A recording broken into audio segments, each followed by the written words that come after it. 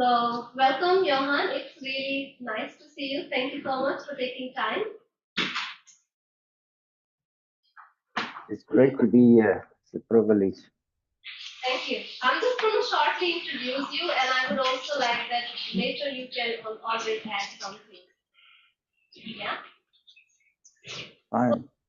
Okay, our speaker, his name is Johan van der Hem, and he is married to Rita. They have four grown-up girls. They have been serving Lord in Malawi for last 25 years, and they have introduced foundations for farming in Malawi, where they develop a training center under the umbrella of Crown Financial Ministry. At the moment, they are serving in Knoxville, Tennessee. At the moment, Home Office of Crown Financial Ministry. So that's our speaker, and please, when you start, do share and share more things what God is doing in your life. And I'm excited. I have heard you before. He's somebody who can really give more practical example, and it is so important to learn, and he make learning so fun. So thank you so much. I'm just gonna pray for you, and then time will be yours. God, Thank thank you, you Shiva. so much for this time. Thank you for your hand. And yeah, the talent and passion that you gave him. And yes, God, you so much respect his many years of ministry that he has been serving to you, God. And as we in our class just prayed for our family and all the members, I also pray that you bless his family and protect them, God, and also all the students and people just tuning in, that let your mighty hand be upon everyone's family, God, and we want to see that you are the protector and you are the teacher, God. Bless Johan as we will speak to us, and yeah, let you be the center. You are the Christ, and God, thank you that you reveal yourself to us and you make our life purposeful, Jesus. Thank you so much. In Jesus' name we pray. Amen. Amen. The mic is yours now. We will go on until 11 and then take 10-minute break so people can drink water or use bathroom. Thank you. Thank you so much. Well, I just want to give my condolences for the terrible accident that happened in Arusha with your YWAM colleagues. It just shocked all of us tremendously, and it's quite close to our hearts. We know of all the great things God is doing in Arusha.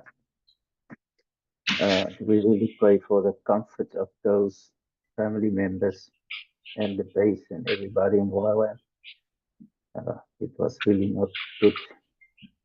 Um, yeah, so I'm sitting in Knoxville at the moment, uh, and it's great to be able to connect via Zoom across the world and even to Malawi. Um, so I want to just introduce Daryl Edwards to you. You'll see Daryl is part of the group. He graciously, on short notice, was able to come in, and Daryl is the base leader in Harare, our Foundations for Farming. He's also the chief agronomist that gives all the technical input about the rollout of Foundation for Farming. So it's really a privilege to have him with us on this call.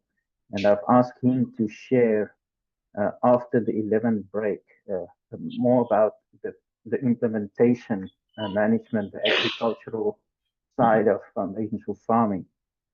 I hope to lay a foundation with this first session, give you a little bit of the background and the history of it and how this all came about. And Daryl will tell you more about the agricultural side of it. So I would love to start by showing you a video clip, about 9 minutes. It's an amazing story of the founder of Foundation for Farming, Brian Aldrich, in Zimbabwe. So if I could share my screen, I would love to just start with that.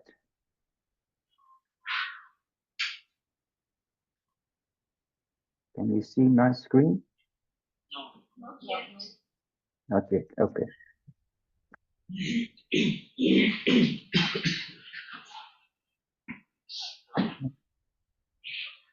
Yeah.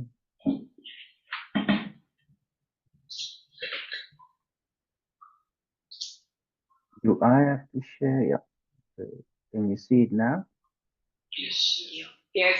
Okay, great. Let's try this.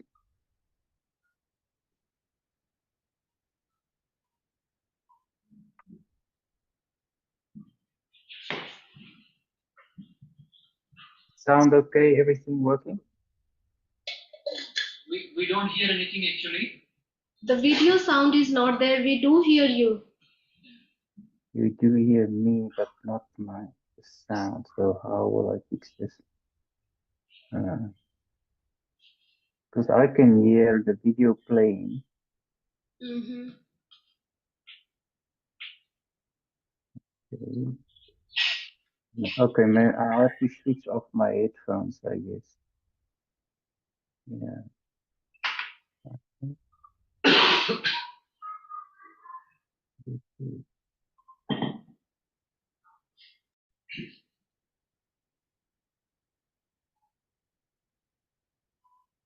Johan, everything's cockeyed and it's a failure. And they're hungry because they lack nutrition and food. They're not really well, they're not very strong.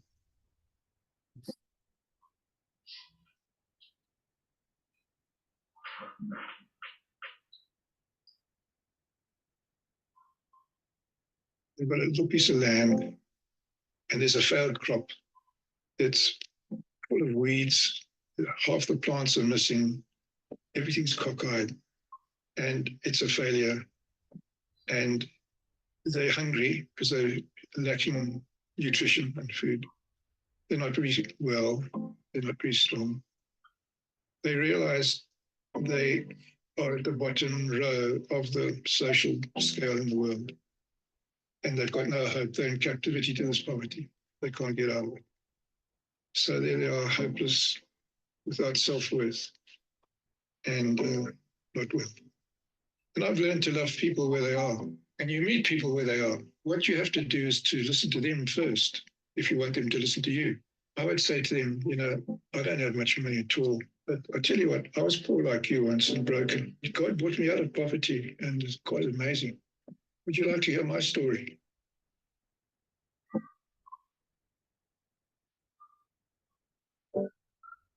I was a very selfish, ambitious young man, and wanting to play national cricket and live this sort of ambitious life, trying to be a chairman of this and that. And Kath and I both gave our lives to the Lord in November 78, and I was still growing tobacco.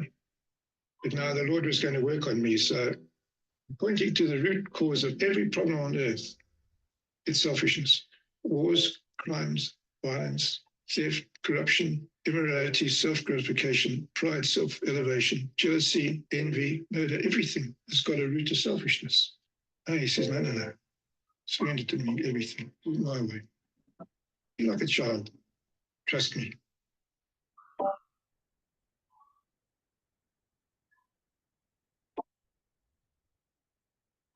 As a new Christian, I couldn't sleep in the middle of the night. And about 1 o'clock in the morning, I took out my Bible to read, and the reading for the day was from 1 Corinthians 10:31, which says, whatsoever you do all to the glory of God. And suddenly the Holy Spirit came and convicted me, and I knew I was growing poison for a lot of people. And I was so convicted, I thought, how can I be glorifying God by growing poison for so many people? And by God's grace, he convicted me, and I made a promise in the middle of the night never to grow another leaf of tobacco in my life. And so sort of a peace came over me, and I fell asleep. And then the next morning I thought, oh, now I've got to tell Kath. And, at that stage we had 4 young children, and we of the 5. And then I thought she was going to be very security conscious with all the children conscious and say, oh, no, we can't do that. But immediately I said to her in the morning, I promised the Lord I'd never grow another leaf of tobacco in my life. She said, yes, let's grow food. So we thought by not growing poison and growing food, God would bless us because we knew Christians, you see. But we didn't realize that the blessing of God was going to be different, because he had to sort me out from my selfish ambition and my worldliness and pride. And instead of this blessing, There were 2 very dry years in our area. The little rain that came rained all around us, and it just didn't come on our farm, and we couldn't understand this. But for 2 years in a row, we had these 2 terrible droughts, and we lost so much money. The bank came to us and said, "Look, you're losing so much money if you carry on growing foodstuffs on the sandfield. We're going to have to close you down. But if you grow tobacco, you're a good tobacco grower. We'll support you." And then they called me to the board to see the board of the bank, and I had to stand there before all these very venerated gentlemen and this gruff chairman at the far end saying, "What's this nonsense? You're not growing tobacco. Grow tobacco and we can support you." So I said, "No, no," and I had to look at them and said, "No, I've promised God I've never grown another leaf of tobacco in my life." So there's a massive challenge. Was I going to follow what was convenient or lose everything for God? And we lost everything. But I didn't know that God was going to take us the rest of our lives to teach God's plan for the poor, those with nothing. And we went through the pain of failure, the pain of a lack of self-worth, lack of hope in the way for a while. And so we have a sensitivity to that. Those people, we can identify with them. And we've got a story that touches people who are in that state of brokenness. So eventually, I got a job working for a widow. We'd been taught ploughing was the hallmark of a good farmer. The more evenly you plowed and the deeper you plowed, and your tilth and the way you plowed was an art form, and it was a sign of being a good farmer. But God had to show me that that's the very worst thing you can do. And it's the cause of all the soil loss and the degradation. We'd seen huge erosion on our farm that year, and loss of soil and very hard soil, and the structure had broken down. I'd heard about zero tillage, but when I went and asked all the experts about it, they said, no, the Americans brought it here 10 years ago in the early 70s. Now this is the early 80s. We tried it and it doesn't work in the tropics, so don't forget about it. Then I was reading Romans chapter 1, verses 18 and 22, right in the middle of that portion. If you look at God's natural creation, you're without excuse. There must be a God. That means you see his ways as well. And we had some natural creation, some virgin bush on the farm. So I went and had a look, and I sat down in the ground, and I capitulated before God. I just said, Lord, this is your soil. These are your plants. Will you show me how you grow natural creation? And I sat there just looking, waiting on God. And then I noticed that the leaves fall down on the ground and the grass dies down. And there's a beautiful protective blanket over the earth. I saw it when I touched it, it was nice and soft and it didn't get too hard. And I carried on looking, and I saw there's no soil inversion in natural creation. And I saw that the plants don't die of lack of nutrition or disease and pests, but it sustained it thousands of years. So I thought, this is the way you farm in natural creation. Well, and Jesus says, I only do what my Father does. I only say what my Father says. So my Father farms like that. Surely I can. And a tiny bit of faith came in my heart to try. We had a 1,000-hectare program of maize, wheat, and soyas, and it was failing in the last chance at the bank. And of course, we were plowing deeply, but I took 2 hectares and I prayed for wisdom, and we planted maize into wheat straw without any plowing. I prayed for wisdom how to do that. All my friends laughed at me and said, "Oh, you're wasting your time." And then the academic community said I was wasting my time, but I was determined to do this small piece of 2 hectares out of 1,000 hectares. But I tried to do it as best I could so it wouldn't fail at a high standard. And that year, we ended up getting 20 tons from 2 hectares, which is 10 tons a hectare. Our national average is half a ton a hectare. That gave me encouragement to do 50 hectares the next year, 100 hectares the next year, then 200 hectares, then 500 hectares. And then within 6 years, the whole farm was down to 1,000 hectares. And we made a profit ever since. And then that continuing profitability grew to the fact that we bought the farms that were failing around us. And eventually, after 12 years, it became 3,500 hectares of net cropping area 1,250 hectares of irrigation, a massive farm. And in front of him was 17 kilometers of green, this lush, amazing farm. And then across the river was brown, no trees, poverty, hunger. And I was looking out there, and God said, "You see, the harvest is ripe for harvest. I want you to send out many workers into the harvest."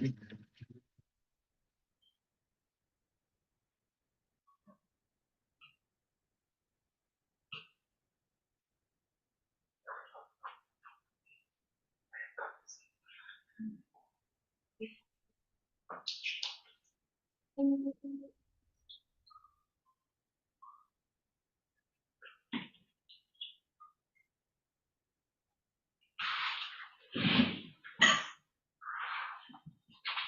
so can you hear me again? Can you hear me? Yes. Yes, we do. Yeah. Yeah, so that was Brian Aldrich. God used him to start this whole movement of farming God's way, which we call our Foundations for Farming. And he's now living in Zambia. He's quite frail at the moment. But yeah, we've all been taught by Brian about foundations for farming, laying the foundation of how God created things in the Garden of Eden. And instead of being taught by the world how to farm, we actually go back to God's ways of how he built the ecosystem, which is totally sustainable. You saw in that story how he was a wonderful, very successful commercial farmer. He actually won an award for the best tobacco grower in Zimbabwe. He also won an award for the best maize grower in Zimbabwe later on when he started growing food. So he literally, I could say with um, no doubt, the best farmer that Zimbabwe has produced. And he built up that 3,500 hectare estate where the top yields they would get with the maize was like 14 tons per hectare, which is outrageous on, on dry land, not irrigated. And he model farm proved all the commercial farmers wrong, because every commercial farmer in Zimbabwe believed that you have to plow in order to farm. And he started with 2 hectares, like he said, with a trial, just growing in wheat straw, some maize. And he got 10 tons per hectare from that first trial he did, which was the rest of the farm where they were still plowing. They just got like 4 tons, 5 tons per hectare. And then he grew it systematically until a cropping area of 3,500 hectares with no plowing at all, and just breaking national records all the time. This is also more widely known in the world today as conservation agriculture, or zero tillage. And it's being practiced now all over the world. I think Brian was really the one pioneering it in Africa. And personally, I learned from Brian in the early, just at the turn of the century, 2000, 2001. And we started implementing it in Malawi. We were running an orphanage at that time. We had 34 hectares of land, and I had no clue how to farm. I had no farming background at all. I didn't study agriculture.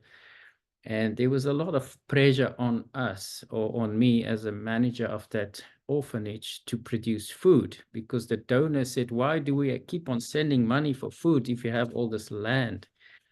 So when they came and taught us about a foundation for farming, it was so timely for me, because I felt so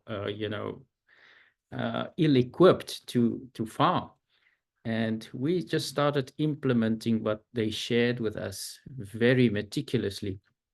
And within one season, we tripled the yield on the farm.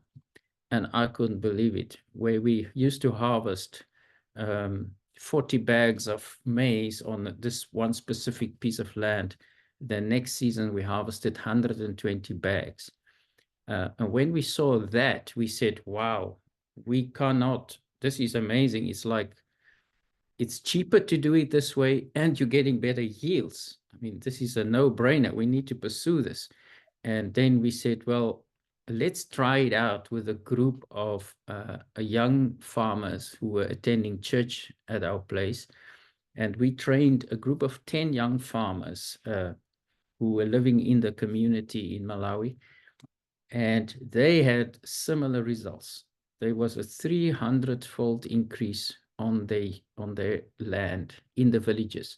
And when we saw that, we said, well, now we cannot keep this for ourselves. There's a responsibility on us to share this, because Malawi was in such a bad state of food security. Actually, in 2002, there was a regional famine and people literally died of hunger in Malawi in 2002.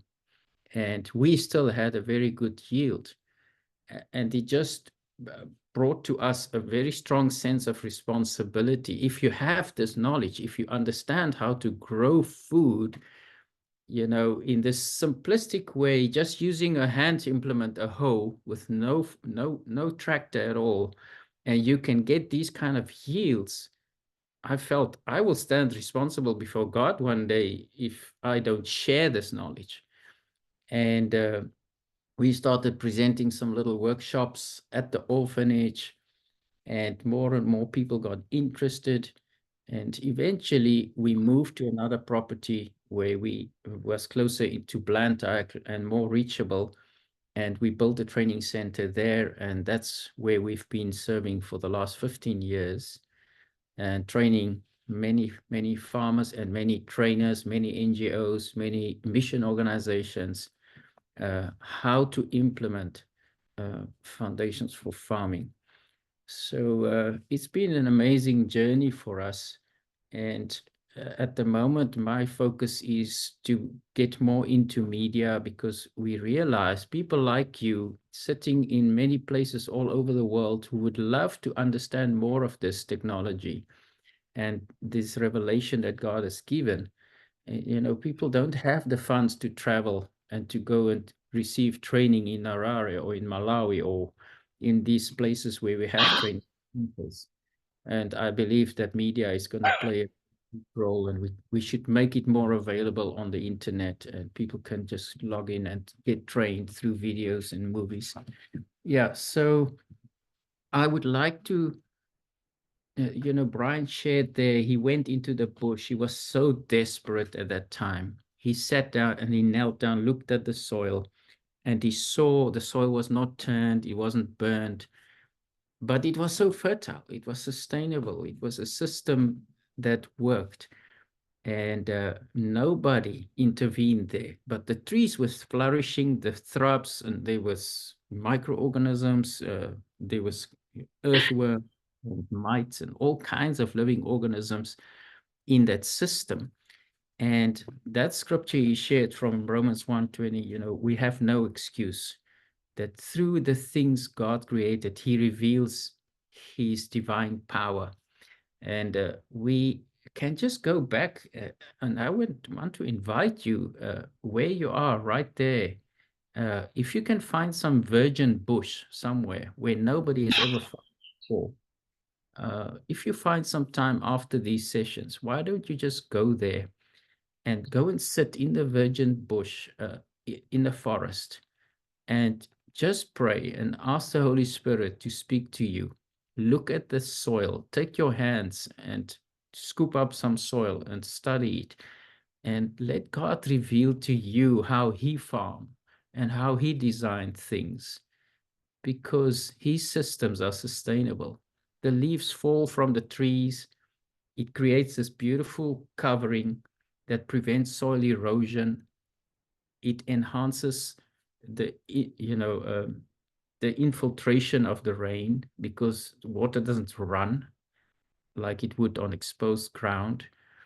It infiltrates slowly. There's a lot of cavities in the soil because of the 1-year grasses, the annuals that has died off. Their roots have decomposed. They created these little avenues for water to enter into the soil system.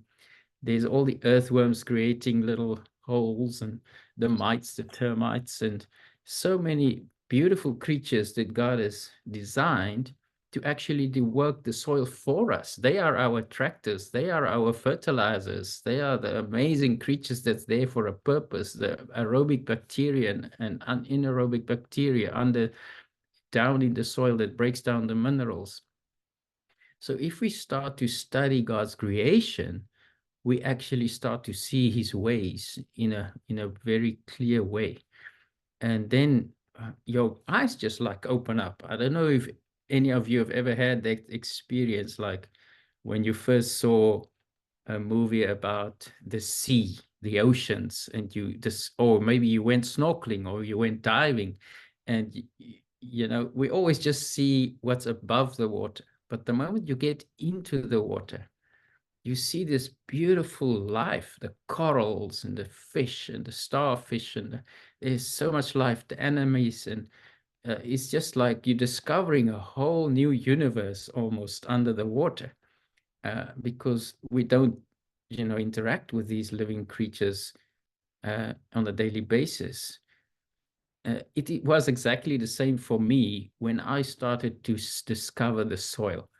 When you dig into the soil, and you could put some soil samples under a microscope, and you look, I mean, in 1 teaspoon of soil, you will find billions, literally, I mean, in just 1 teaspoon of living creatures. And the only reason we're not aware of them is because they're so small. We can't see them with our eye, but they are there. And if you magnify them, they are amazing. I mean, they are vicious. There's a lot of things happening, and Daryl will be able to tell you much more about that. But the moment we start intervening with the systems that God has designed and created with intelligent design, we're breaking cycles. We're breaking water cycles. We're breaking carbon cycles. We're breaking nitrate, all these cycles that God has put in place. Let me describe a very simple cycle to you. Leaves fall down and they decompose slowly. The microbes and mites and earthworms reintroduce them into the soil. As they're breaking down, the nutrients inside the leaves are becoming available to the same tree that is shed the leaf. The roots are assimilating those nutrients as the rain infiltrates into the soil, and the same tree is benefiting from this and growing again and thriving. Now we as humankind, who think we're so clever, we come into this system and we remove the leaves, we burn them, we sweep them, we say, no, what are these leaves doing here? And we come and we plow the soil, we turn the soil upside down. And in that process, we're destroying, first of all, the cover on the land. We're destroying the microbes and living creatures that God has placed there for a purpose. And then we burn the organic matter, which creates so much heat and extracts all the moisture that's left in the soil, which the microbes need to survive. And we take the subsoil and we throw it on the top, and the topsoil we throw it at the bottom, and we just, destroy the whole system that God has created. Imagine you living in a beautiful home, and a big implement comes and plows your whole home and destroys the whole thing. That's actually what we're busy doing when we're plowing. These critters are used to a specific environment with dynamics and organic matter and moisture and aeration and all of these, and we come and within a few seconds, in our wisdom, we come and destroy the entire environment, and we break that sustainable system that God has designed. So we want to go back to Eden. We want to go back to God's ways. So how do we teach this now to somebody who is a subsistence farmer? So I'm going to share my screen again and just share a few principles with you of how we share it. And it's sort of in the form of a diagram of a house that we're going to build together. So let me see if I can do this.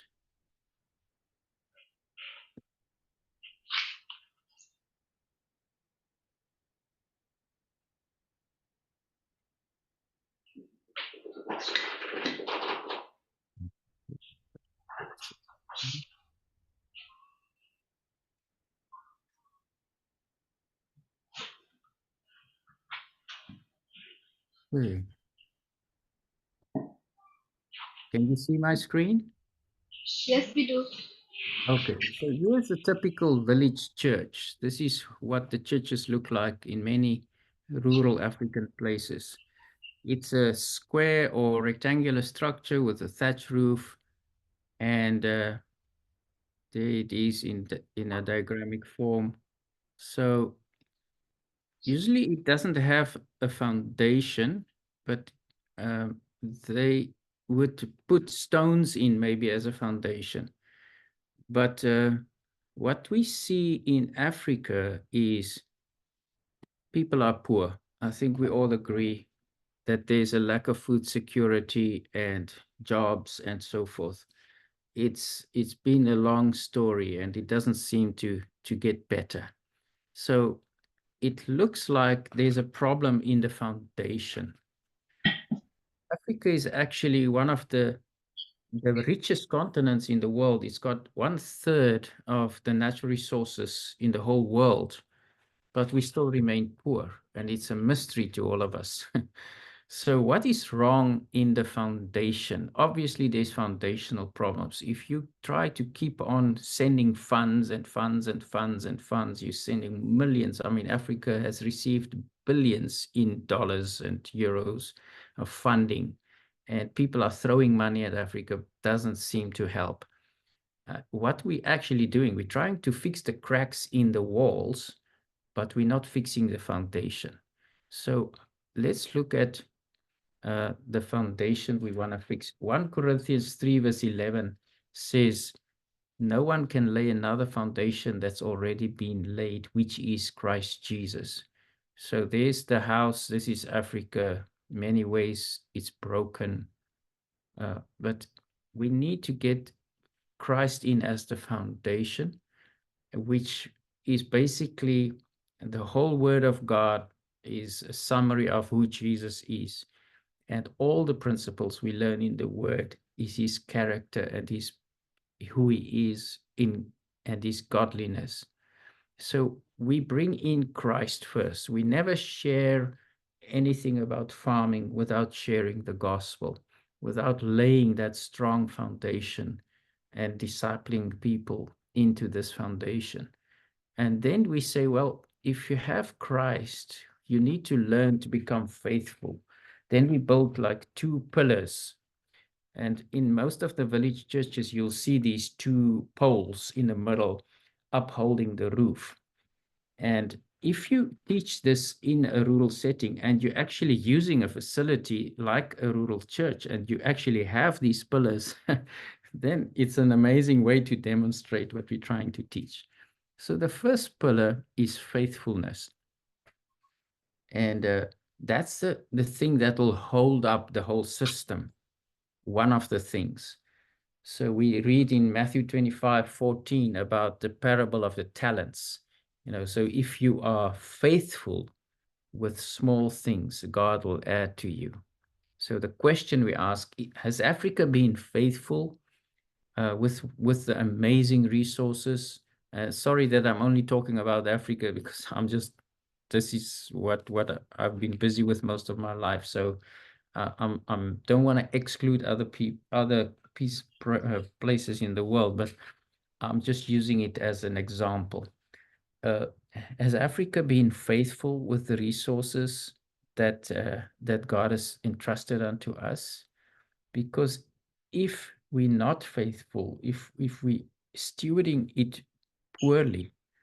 What does the parable of the talent actually teach us? It says, if you're unfaithful, like the person with one talent, and you bury it and you don't increase it, you don't work with it, you don't steward it, it will be taken away from you.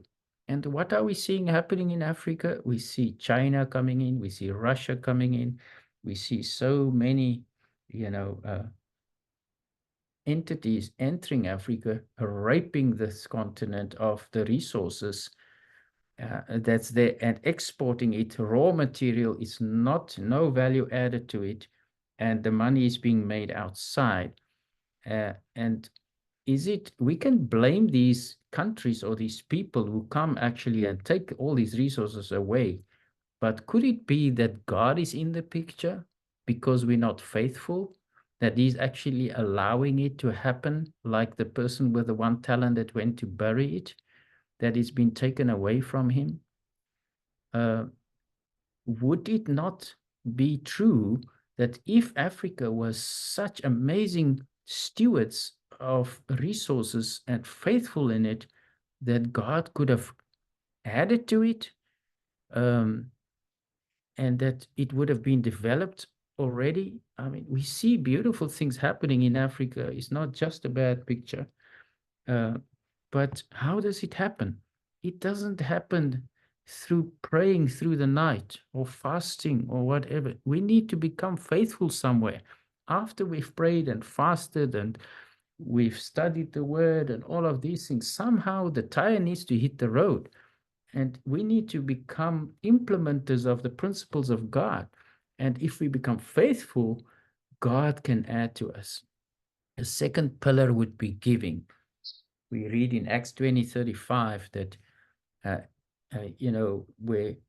where the church is admonished to not forget the poor and not forget those who are neglected, and that it's through giving that we receive. This is a second pillar of, is more blessed to give than to receive.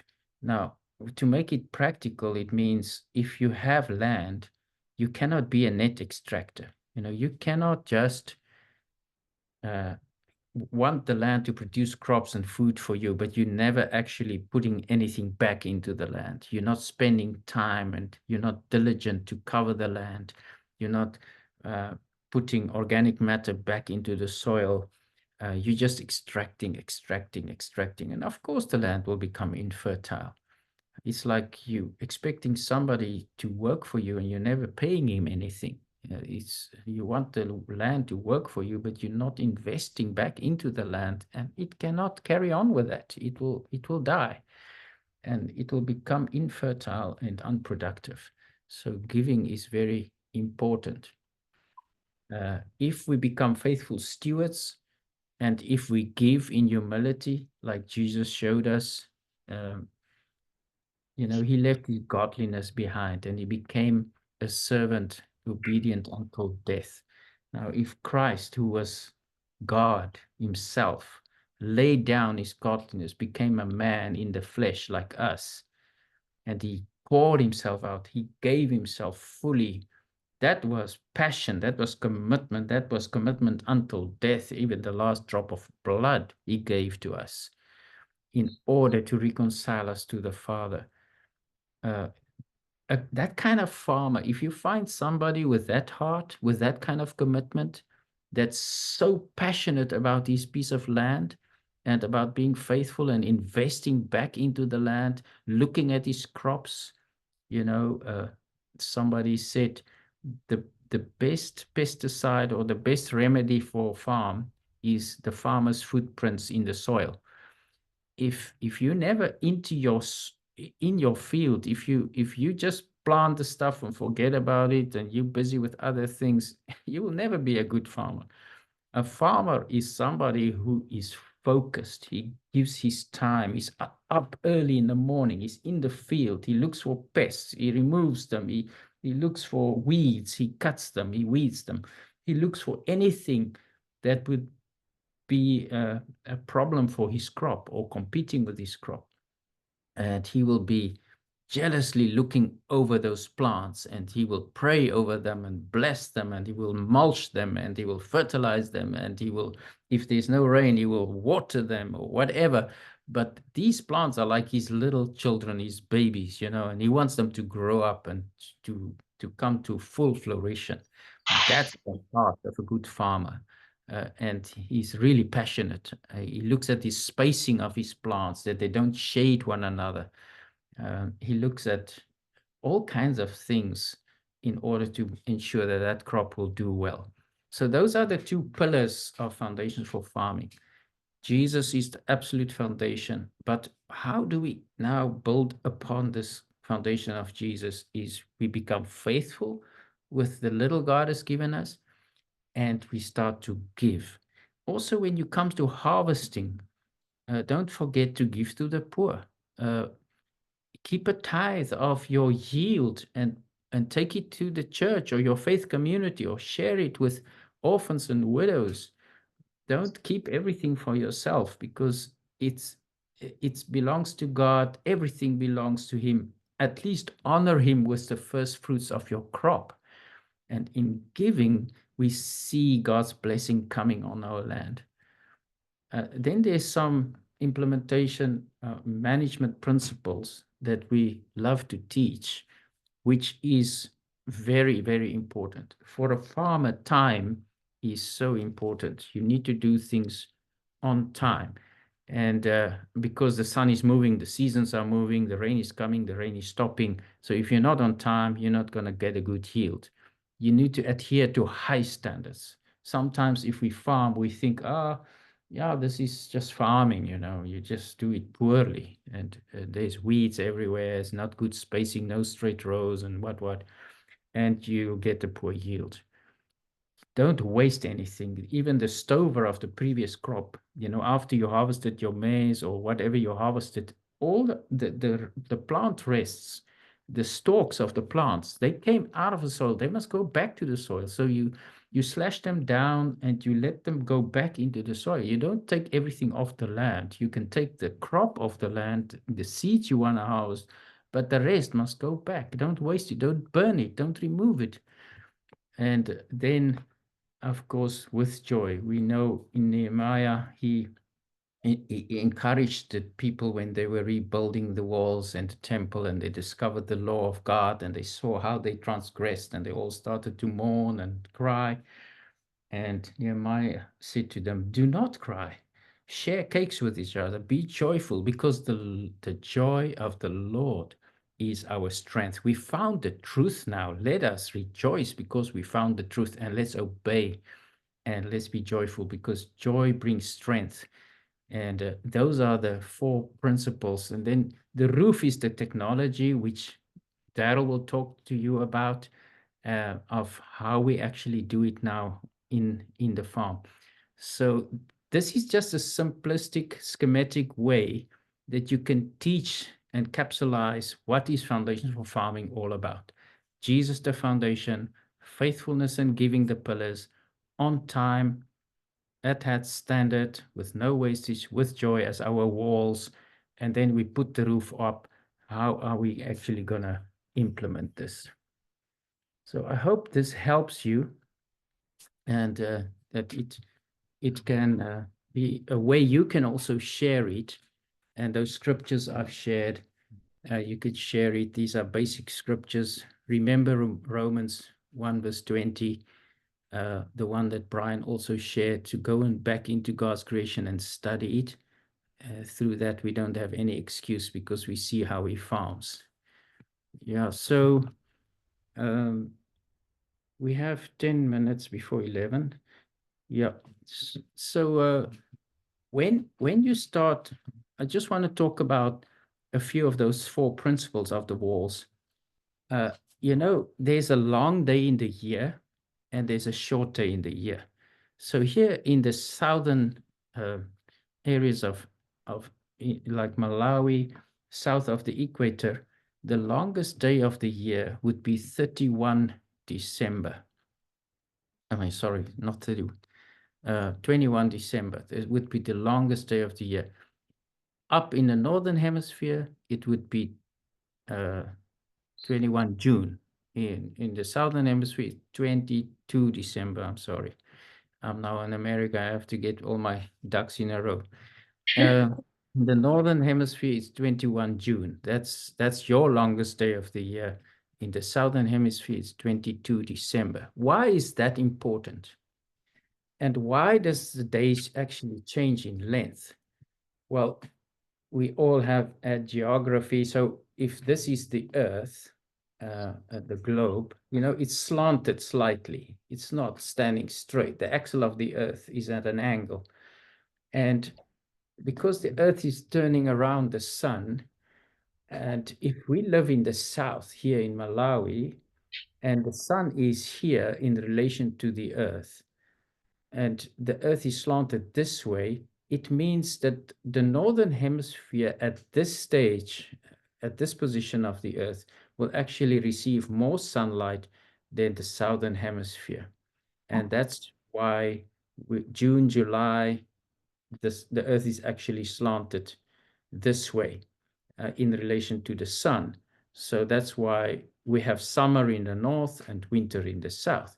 But as the Earth turns and the sun is now on this side of the Earth, the opposite happens. So now the southern part of the Earth is closer to the sun than the northern part.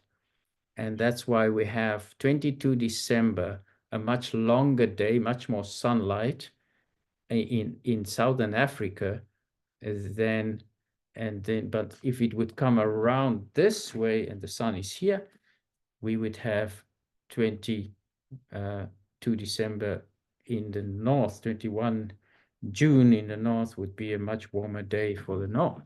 So that's why we have seasons. So if the Earth was straight, if the axle of the Earth was actually straight and it would turn around the sun this way, there would have been no seasons. It would have been, the equator would always be hot and north and south will always be the same weather. You know, nothing would change because our relation to the sun would not change.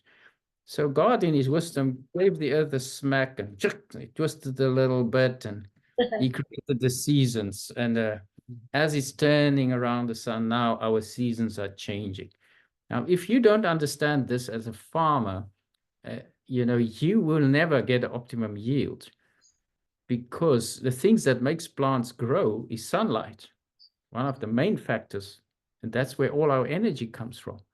So we need to try to get our crops in during the time when we are the closest to the sun. That's where we get the most energy. So for corn or maize, it would be 22 December. By that time, we want to optimize all the sunlight that we're getting. So we're going to plant already in 25 November our maize, so that when we reach 22 December, our crops will already be knee height and have 5 leaves. And those leaves are all solar panels, and they will be able to assimilate all the sunlight. If I plant on 25 November, but my neighbor plants, say, 30 November, I can promise you there'll be a big difference in our yield. Because from 22 December, the days becoming shorter, shorter, shorter, shorter, shorter. He's going to harvest in April, but if you calculate the light units or energy that was available to my plants and the energy that in that same season was available to his plants, I got more energy. I got more light on my plants than he got. Why? Because he planted too late. And that factor we usually don't consider. We always think about the nutrition of the soil is depleted, oh, the rain, but we never talk about the sun. But the sun is one of the main factors of production. So timeliness of planting is crucial for a farmer in order to get optimum yields. So that's why in whatever region you live, you will find optimum date for planting for specific crops to make most use of the energy that God gives freely to us through that amazing star, the sun. another thing that's very important is the standards. Let me just talk of plant populations. So in Malawi, people don't measure when they farm. They would take a hoe and they'll just randomly dig holes in the soil, and they'll just throw the seeds in the holes, but there's no proper spacing. So I would go into the field sometimes of local farmers and I'll measure. So between two lines, I could find sometimes it's 100 centimeters or a meter wide. Then another part of the field is maybe 50 centimeters wide. It's just haphazard. There's really no measurements. When we train, we say standards are very important. Imagine if you have 1 hectare of land, which is 100 meters by 100 meters, and you have a plant population. If you can count all the plants you've planted in that 1 hectare, our aim in Foundation for Farming is that I will have 44,444 maize plants in 1 hectare. That's what I'm aiming for. That would give me the optimum yield, because of the spacing and the light and the nutrients and the moisture available then for every plant. If you plant your plants too close to each other, they'll start competing. If you plant your plants too far apart, they will waste your space. You're wasting your land. You're wasting your resources. So what good compromise can we come to? We come to a place of standards and measurement. We want to measure exactly the spacing between the plants. And if we can get that right, we get optimum yields, and we get a 300% increase. This is why we see these tremendous increases in yields, because people are now adhering to time, which is directly related to the sun. People are now adhering to measurements, which is directly related to your plant population in your piece of land, which immediately, just by changing your plant population, I mean, the spacing between your plant with 1 centimeter could mean 1 ton difference in yield.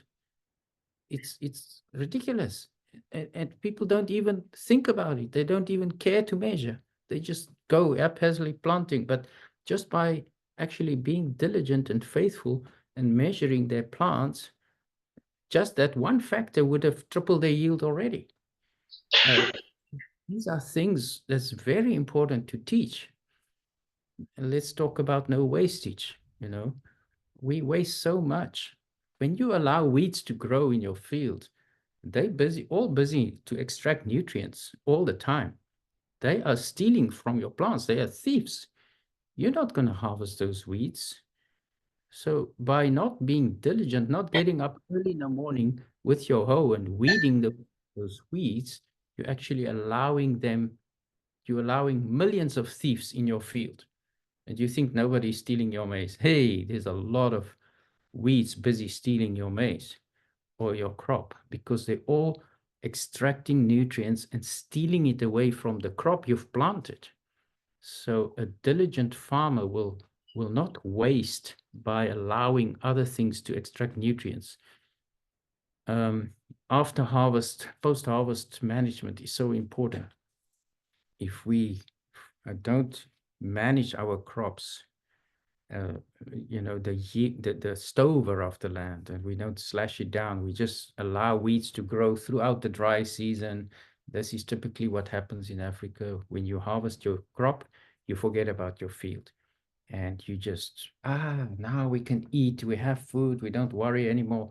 And through the whole dry season, when you're not farming on the land because there's no rain, weeds are flourishing and they're making seeds, and they throwing seeds down, billions of seeds.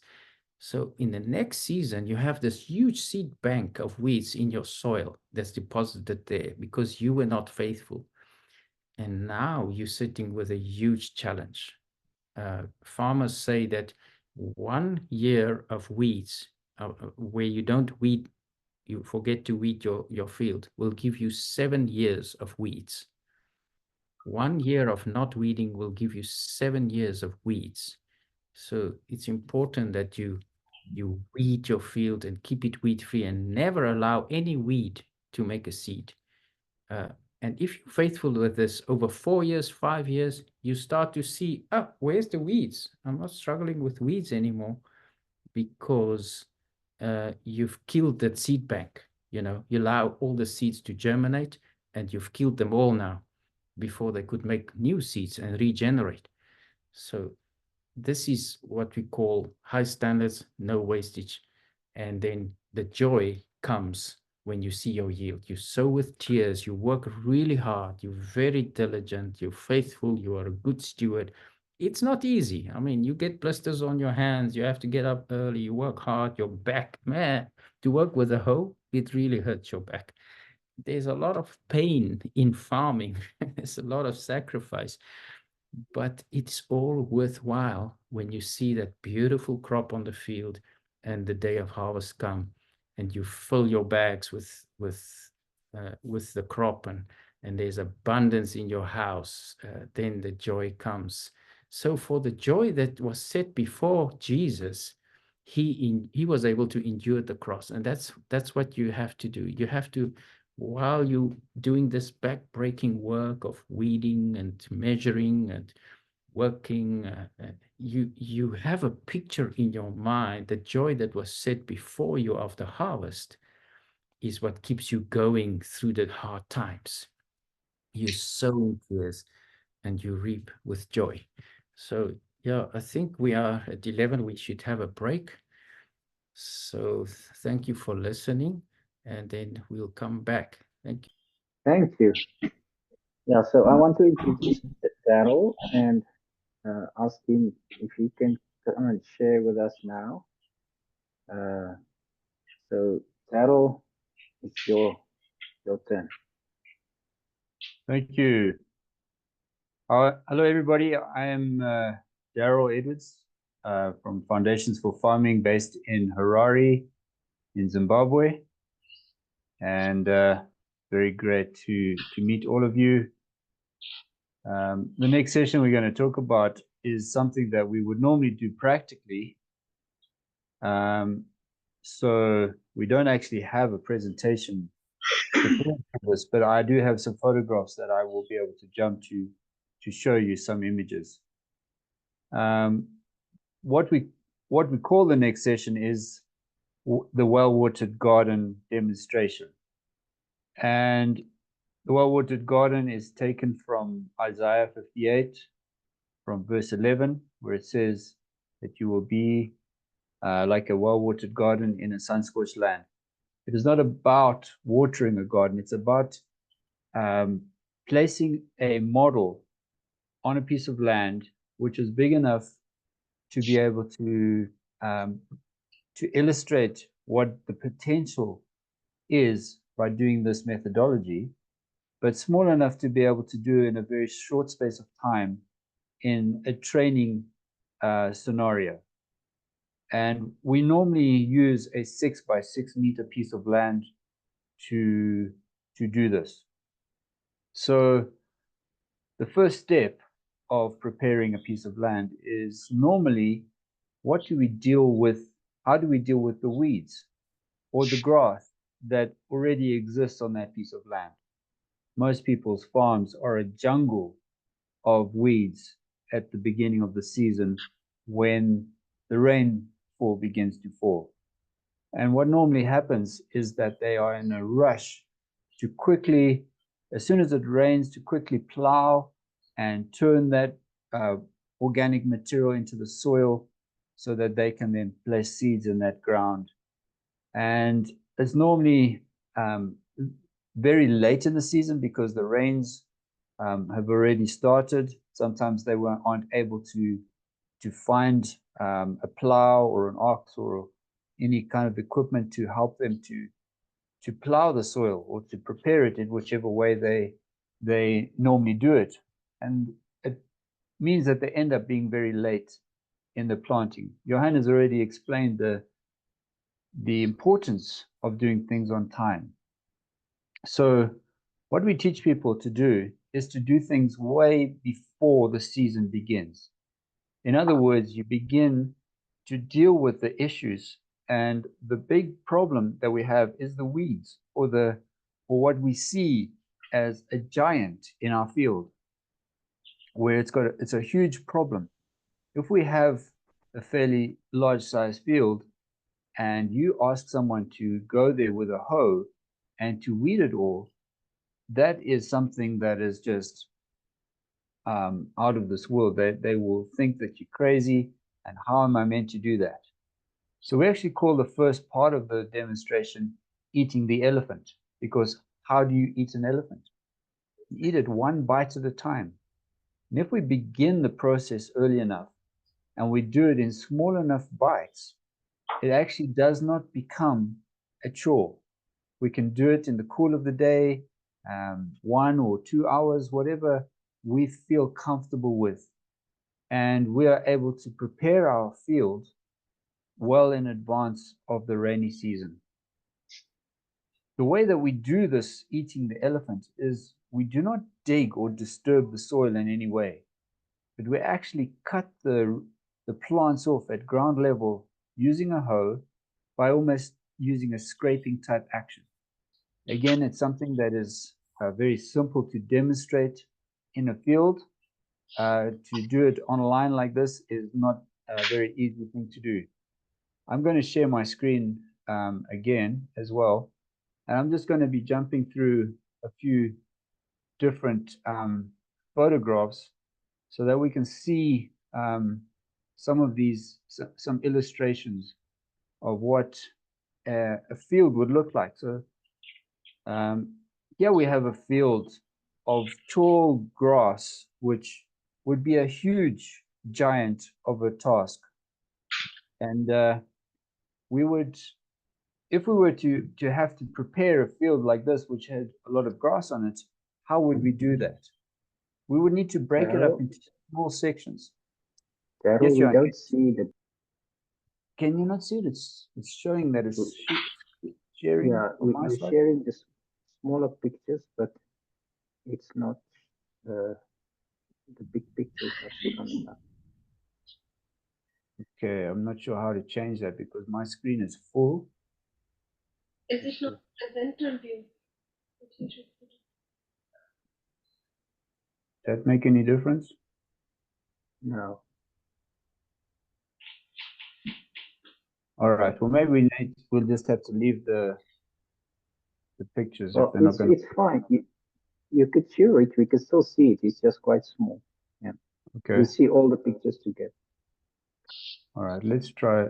Oh, you're still seeing all the pictures. Yeah. So you're seeing it. Okay. Yeah. Try. We're seeing all of.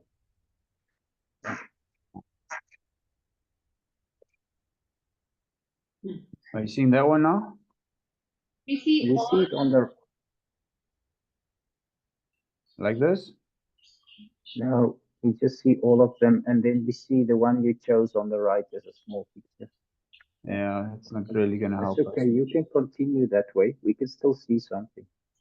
Okay. All right. So we need to go back to.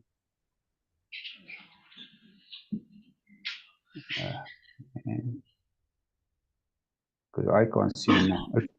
All right. If I do this, does that change it to the next picture? Yes. All right. Anyway, there's what we would have is a field with a lot of grass, possibly a lot of weeds, and we need to now to remove that. Generally, what we do is in a very orderly way mark out some strips, and we would then give ourselves enough work to do without actually making it a big chore for ourselves. So there are other pictures in here which I don't think you will see the detail of, but where a 2-meter swath is cut into that giant or that elephant. So each day you may do a 2-meter wide swath that might be 6 meters long or 10 meters long, depending on how energetic you're feeling or how many of you are able to work that day. And each day, each morning you come back and you do another small piece, another small piece. One of the things that we're doing is we're actually removing what is normally seen as our enemy, which is the weed. The weeds are the ones that Johan explained are stealing all our nutrients. They steal the moisture, they steal the nutrients, and they even shade out the plants if they're big, if they are very tall. So they are classified as our enemy. So one of the ways that we help people to remember this is we say, okay, we're all Christians. So if you have an enemy, how do you destroy your enemy? Obviously, everybody looks a bit shocked and said, well, as a Christian, we shouldn't be destroying anybody. And we say, well, the way that we destroy our enemy is to turn him into our friend. And that's exactly what we are doing here. The enemy is the weeds and the grass and the things that are going to be competing with our crop. And what we require is a blanket on the ground to protect the soil. So we cut them all down in a way where we're not disturbing the soil, and we lay them on the surface. And they basically like sacrificing themselves to serve us and to protect our soil. And now they are going to be our friends that are protecting our soil. They're going to help us to capture moisture. They're going to keep the soil cool. They're going to actually decompose and provide nutrients into the soil as well. So that's the first step of preparing the land, where we eat the elephant. The next step is to actually decide where the field boundaries are going to be. We need to actually set a baseline. We need to make permanent pegs in our field. One of the most important things in the precision of what we're going to do, so part of the high standards, is that we will return to exactly the same planting holes every single year. If you were to think of if a field, what we're going to do is set up a matrix of holes, which are going to be 60 centimeters apart in one direction and 75 centimeters apart in the other direction. Okay. And we're not going to disturb any of the soil in between those holes. We're only going to be digging a small hole in that soil. And there is an image, one of these images. Where is it? Yeah, this one.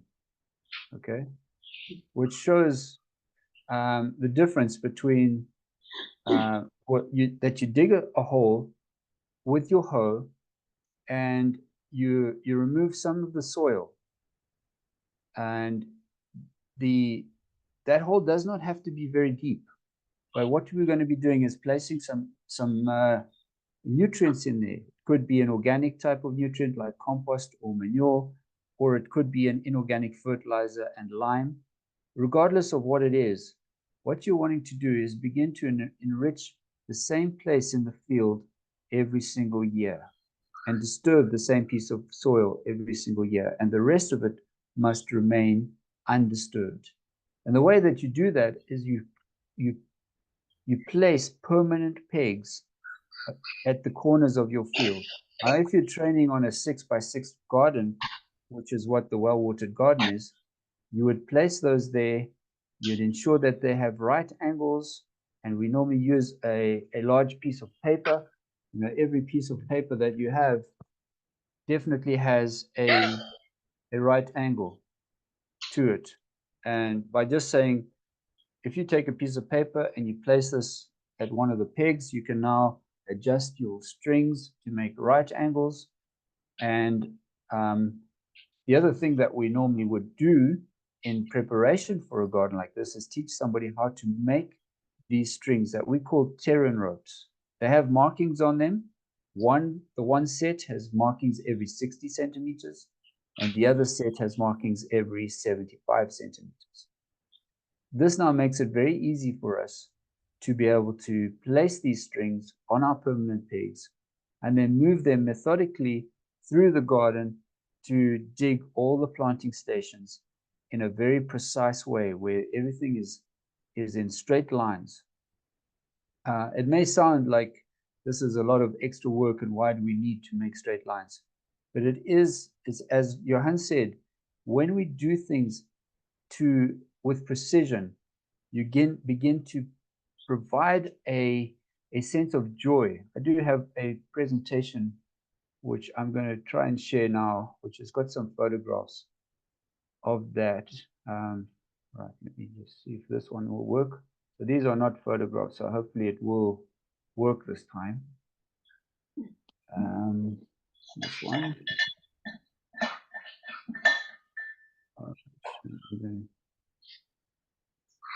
Yes. Okay, have you got that? Can you see that? Is that a full image now?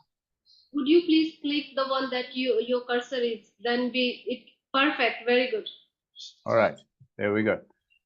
Okay, so you can see here that someone has dug planting stations in this field very methodically, and they are beautiful straight lines, and they actually go in different directions. If we look at it from an angle, you'll see how beautiful that looks. So when you teach a farmer how to do this, a lot of these farmers are living in a situation where they have absolutely no hope. They have no desire to go into their fields because all they see there is that it's a chore and it's too difficult for them to do. The weeds have overtaken their crops, and the more they dig the weeds, the faster they grow behind them. It's just a state of hopelessness. By making straight lines like this and having some order, not only does it glorify God in what we're doing, but it gives hope to the farmer that he actually sees something important that he's doing, that he feels that he's making a difference, that this is going to work. And once the plants begin to grow, they will also all be in straight lines. And it just brings us incredible hope and joy where there was none before. So the first process, and I'm not going to go into all the details because this is something that we really do need to do practically. So I'm just going to try and give you an overview in the next 15 minutes, is that we would use these ropes to dig a planting station. Okay, so you can see here on the right side that they've got a string that they're following. The string has got markers on it, and they go along that with a hoe and they dig a shallow planting station there. In that planting station, they would then apply fertilizer, and here you can see them walking along, adding fertilizer to those planting stations. They would normally need to apply lime as well, or ash from cooking fire if lime is not easily available. The basal fertilizer could be manure from cattle. If they don't even have that, anthill, the soil from an anthill would actually do something and make a difference for them. So there's always something that you can apply. And if they can afford fertilizer, that's often what they choose to do. One of the things that we like to teach people is how to make their own compost so that they would have an organic option which would cost them nothing. So they apply the nutrients into the holes, and from there they go to begin planting. So as soon as the first rains come, that's when the planting season would start. So if you go back to the first example I said, when in a typical situation, they would wait for the rains to come before they even begin to start plowing or preparing the land. What we're teaching with Foundations for Farming is that they've already been working in the land for several months, doing a small piece at a time, turning the enemy of the grass and the weeds into their friend, laying that down as a blanket on the soil, digging the planting stations in a very precise manner, and applying the fertilizer. All these processes would be done before the rainy season begins. So when the first effective rain arrives, they are now ready to put seeds into the soil. So they will be perfectly on time. They don't have to wait for a tractor or a plow or anything like that. They've already done everything that's required. They've even placed the nutrition into the soil, and now they just place 3 seeds onto that field. In each planting station, they would apply 3 seeds. The reason we put 3 seeds is we want to achieve at least 2 plants per planting station. That is impossible to achieve if we only plant 2 seeds. So we give an extra one.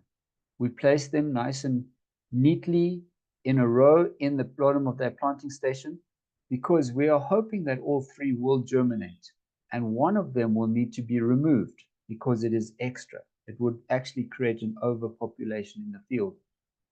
But where there is 3 that germinate, we would remove 1. Where there are 2, we would not do anything. Where there is only 1, we would leave 3 in an adjacent planting station, so that that one would compensate for the missing one. Where there is 0, we would leave 3 on either side of that hole, so it would also compensate. So in essence, you would have 100% plant stand in your field. You've got perfect spacing because of the holes that you've dug very precisely in a 60 by 75 matrix.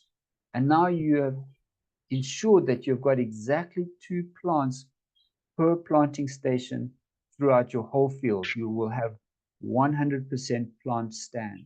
So this is another one of those secrets of why it is so successful, because if you're doing it haphazardly, digging holes all over the place, throwing different numbers of seed in each planting station, you can never be sure that you have exactly the right population of plants to ensure maximum potential yield of that field.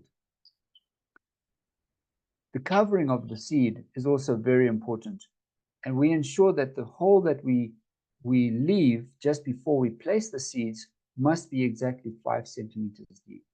So when you cover the seed, you cover the whole back level, and you know that your seeds are all perfectly covered to a depth of 5 centimeters. Again, this is precision farming. These are the standards that we can teach the poorest of the poor to ensure that they will achieve the highest potential yield. All of these little techniques and these things are not able to be done by any type of machine that has yet been invented. So what we're saying is that the poorest of the poor with just a hoe can actually be the best farmers in the world, because all of these small things, the precision of the hole spacing, the placement of the fertilizer exactly there, the placement of soil over that seed, the depth of the planting hole, the placement of the seeds, and then the covering of the seeds by a precise amount of soil, and then that's covered with a blanket of grass on top. All of these things make it very precise. There's no machine that can do this. Yet a man with his hands and his hoe can achieve this and can be the best farmers in the world, with producing potentially the best yields. And that is what we're seeing. People are achieving this. The next step is to ensure that they continue to keep the field weed-free. Weeds, as Johan said, are our biggest enemy. And we've got to continue making sure that the field stays weed-free throughout the year. At about 3 weeks after the seeds have emerged, we would begin to do the thinning, where we take out the extra plant where there are 3 in each planting station. At that stage, we would also do the first top dressing. This is normally, if you're using fertilizers, an ammonium nitrate or a urea top dressing. And again, we will teach them to do it with a very precise amount, that every single planting station, every plant gets exactly the same amount of nutrients, so that they will all grow up perfectly at the same level, at the same speed, and they will all be uniform. Continue to be faithful with weeding. Always make sure there's a ground mulch cover blanket under your plants, protecting your soil and absorbing and capturing all the moisture that the Lord will give us through the rain, so that your plants will flourish from that.